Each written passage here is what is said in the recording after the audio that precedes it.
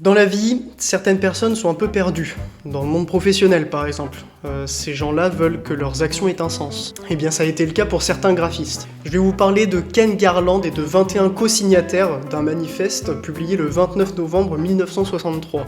First Things First, que l'on pourrait traduire par « les choses importantes d'abord ». En fait, ce manifeste, il remet en question l'utilisation des compétences des graphistes. Changer le monde, vous êtes bien sympathique, mais faudrait déjà vous lever le matin.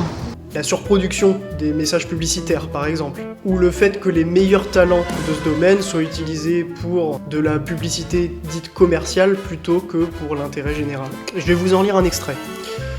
Priorité à l'éducation, à la signalétique publique, aux campagnes d'intérêt général, aux livres, aux magazines sérieux, à l'information utile plutôt qu'aux cornflakes, aux rouges à lèvres, aux cigarettes et aux boissons gazeuses.